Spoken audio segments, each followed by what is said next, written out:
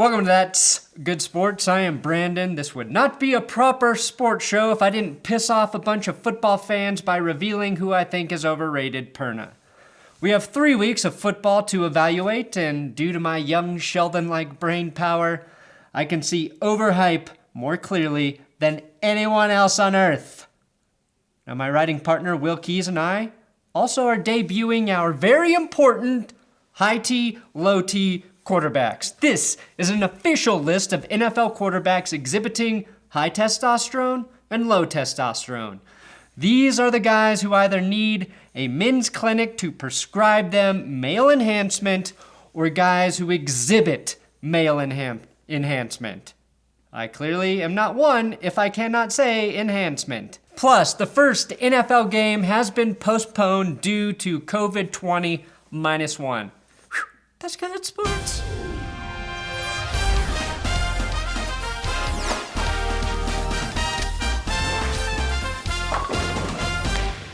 Sure, you can subscribe to this YouTube channel, but also subscribe to the That's Good Broncos podcast wherever you listen to podcasts.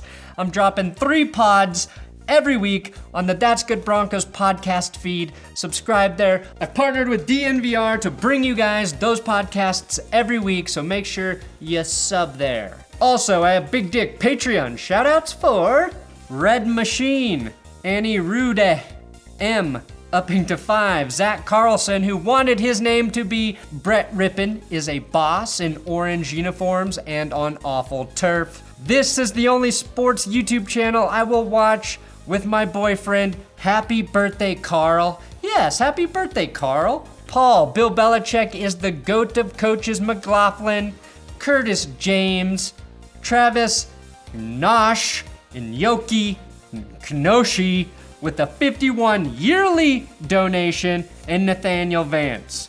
Patreon.com/that'sgoodsports. That's how you support this channel. Okay. Patrick Mahomes announced he and his fiancée are expecting their first child. Aww. Which means the Bible Belt's favorite quarterback is officially living in sin. This also officially makes him the heir apparent to Tom Brady of the NFL, as Brady was the original quarterback to shake hands with Satan and commit heresy. All right, overrated, underrated segment of teams and players. Overrated team of the week? Raiders. I'm doing it to you again, Las Vegas. The Las Vegas Raiders. Everyone overrated. Everyone except for Alec Ingold, Hurdle King fullback. Now, after the Raiders improved to 2-0 against the Saints on Monday night, we all started to feel like this was a team that could suddenly do damage. Turns out maybe the Saints aren't all that good, and maybe the Raiders aren't either. They barely beat the Panthers in week 1, and last week got taken for a ride on Rex Burkhead's shiny bald head in New England. And Bill Belichick seemed to figure out the key to stop Derek Carr. Just double team all of his checkdowns. Double teaming the checkdowns. Now that's coaching. And I know you Raiders fans think I'm just hating on you for the sake of hating on you. And you are 100% correct. But that does not take away from the fact that Derek Carr is extremely limited and your team is extremely average. That must sting coming from a Broncos fan right now. The Dallas Cowboys went from underrated to overrated to, I think, properly rated. The Cowboys are a full Falcons meltdown away from being 0-3 right now. They're also pretty close to being 3-0, but the fact of the matter is they're 1-2. And even though they've already clinched the NFC East, there's trouble brewing inside of the organization. Here's an exchange Jerry Jones had with a reporter after the Seahawks game. The host: watching last night, do you see a major gap between the Cowboys and where the Chiefs are right now? Jones responding, and this is a bit confusing, but he said, obviously with Mahomes, who's at, I think, the highest level right now because of his, frankly, as much as just his natural ability to make plays, also his mobility. This guy's very quick and elusive and can get in and out of situations with his feet and by time.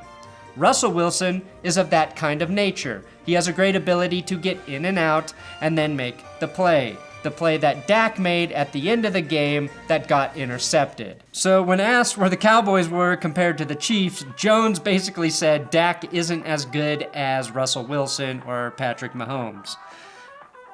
That's probably true, but Dak's pretty good, and maybe that's just Jerry Jones trying to set up that he's not going to pay Dak as much as either of those quarterbacks.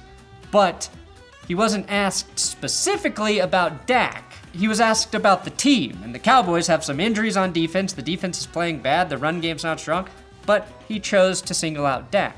So I think there's a real chance that Prescott leaves in free agency. Not only are they unwilling to pay him, but now the Cowboys spokesperson is publicly saying why Dak isn't as good as other QBs. Doesn't sound like it's going to end well. Which leads me to my underrated player, Dak fucking Prescott. What the hell are you doing, Jerry? Dak is the only thing working for the Cowboys right now. 1,188 passing yards through 3 games, 5 touchdown passes, 3 rushing touchdowns. He is your offense. He is the reason you're number 1 in passing yards and total passing yards per game. Although his 2 picks came against a nefarious Seahawks secondary. I'll give you that. But Dak is doing it all. Zeke is averaging fewer yards each week. And again, that Dallas defense is 3rd worst in the league in terms of points they give up, 32.3 points per game. Tank for Trevor? I'm all about going dank for Dak here in Denver. Overrated, Saints defense. They suck, 5th worst in points per game allowed. Underrated, Colts defense. They got attention this last week because of their 2 pick sixes, but they are number 1 in the NFL right now in points allowed per game at 15. Plus, that's a great follow-up to my underrated player from last week in Darius Leonard, who's not underrated, but he's not getting the attention he deserves. Colts fans, I'm going to warn you though, brace for tragedy as Phillip Rivers has been known to waste a number 1 defense from time to time.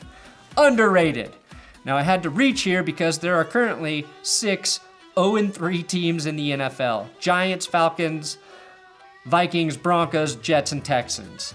They all have been dubbed tank for Trevor contenders, but I have to believe that one of them is better than their atrocious start to the 2020 season. Injuries have made that impossible for me to do with the Broncos, even though they may get their first win of this group on Thursday night. So this really just leaves either the Texans or the Vikings as an underrated team, and I'm gonna say Vikings. At 0-3, I think they are the best of the defeated teams, and I think they eventually get back on track. Underrated, Mile High Report's ability to write perfect headlines. Vic Fangio does not hate anal. The way the Broncos have been pounded this season, I have to agree. Underrated, the San Francisco 49ers. They are also in the Infirmary Hall of Fame alongside the Denver Broncos, yet they have won 2 games during the process of losing some of their best players to injury. The only game they lost was week 1, when they were healthy. In fact, we here at That's Good Sports believe Nick Mullins is better than Jimmy Garoppolo. Even without Nick Bosa, Solomon Thomas, Richard Sherman, and Dre Greenlaw, they are giving up the 2nd fewest points per game at 15.3, just behind the Colts.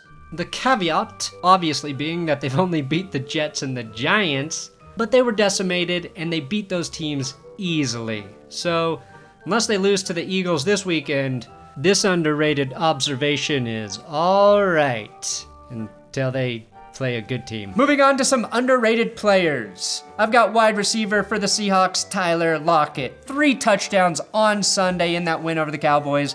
DK gets all of the talk because of his 24.8 yards per reception, which is incredibly impressive, but unlike his running mate, Lockett actually knows how to hang on to the ball. DK leads the league with drops, and Lockett has 4 total touchdowns this year, which is just 29% of Russell Wilson's total touchdown passes somehow. But 8, 7, and 9 reception games for Pop dropping Lockett this season. Underrated in the shadow of Russ Wilson and DK Metcalf. Underrated players, Calvin and Dalvin. mostly because they rhyme. But Calvin Ridley and Dalvin Cook, both bright spots on underperforming and completely defeated 0-3 teams. Calvin Ridley is the only receiver in the league with 100 plus receiving yards in every game. Cook has the third most rushing yards right now and a very impressive 6.1 yards per carry, tied with Aaron Jones. That's the best for any back with at least 40 rushing attempts. Dalvin Cook, Aaron Jones, and Nick Chubb all have 4 rushing touchdowns this season, which leads me to my next underrated player. You're gonna love this, Christian McCaffrey, who played in 1.75 games and is still tied with the aforementioned backs with 4 rushing touchdowns. Carolina, to be fair, did get their first win without Run CMC. But would you rather win or have this guy healthy and playing and lose? I know what my hormones are telling my brain to do to my downstairs. Underrated. COVID-19. So underrated. We almost forgot about this guy. On Tuesday morning, it came out that a number of Titans staffers and players tested positive for it. I think a total of 9 right now. And that the Titans-Steelers game has been postponed until Monday or Tuesday as they try to test through this shit. We could get a Tuesday night football game for the first time since December of 2010 when a blizzard pushed back Vikings-Eagles in the great Joe Webb-Mike Vick showdown. That is according to Pro Football Talk. And after watching 3 weeks of Broncos football that has made me want to cover my eyes in disinfectant, I'm rooting for this plucky underdog Tuesday night football game. And this whole COVID thing actually made me realize the Steelers might be the most overrated 3-0 team in the league. Even more overrated than the Bears. They haven't played a single opponent who has a win. 0 wins between the Texans, Broncos, and Giants, the Steelers' opponent so far. And now they might be gifted a huge advantage facing a COVID-ridden Titans team to go 4-0. Defense is pretty good, but now here we are, the much-awaited low T, high T QB segment. Like I teased earlier, in this segment, I will be discussing some of the quarterbacks with the highest and lowest T levels going right now. If your quarterback is suffering from low T, he may be experiencing checkdowns, interceptions, fumbles, and disappointed receivers. Conversely, if your QB has high T, you better put on a raincoat and stand back because you might be catching some serious firepower. High T QB1, Russ Wilson. Wilson has so much T built up from all of those years where he was turning around and handing the ball off that now that he can really let loose, he's firing ropes all over the field. Sure, his D doesn't have much T, leading to high-scoring shootouts, but Mr. Unlimited always knows how to finish, and that's why they have a threesome in the win column right now. Low T, more like low breeze. Low T Drew Brees. We all struggle with getting older, and Drew Brees' long ball is gradually shriveling up and turning into a series of checkdowns. He's failed to find any chemistry with Emmanuel Sanders, who surely is thinking about other quarterbacks when he's catching Drew Brees' balls. Without Alvin Kamara, he might have no T. High T, high testosterone, Joshy Allen. Jimmy G may be the hottest quarterback in the game, but for what Josh Allen lacks in the looks department, he makes up for by going deep. Stephon Diggs feels like a new receiver now that he's with Allen, especially now that he's free of low T Kirk Cousins, who does not cheat on his wife. Josh Allen isn't afraid to go down using his big frame to fight for extra yards. He even blows leads, but still comes out on top. So much more T for Josh Allen than fellow New Yorkers Sam and Dan, who are showing very, very low T. Low T, Carson Wentz. It doesn't help that the only Eagle with lower T levels is his coach Doug Peterson, who punted with 19 seconds left in overtime. They say a tie is like kissing your cousin, but that's actually a sign of dangerously high T levels. And we saw Wentz with performance anxiety against the Bengals of all teams. Only one Eagles wide receiver has caught a touchdown so far this year. I can't imagine that they are satisfied. And finally, high T, Ben Roethlisberger. Okay, I'm just kidding about that one. Thanks for watching another episode of That's Good Sports. Low T, high T, overrated, underrated. If you want to watch more That's Good Sports videos, click one that's on the screen right now.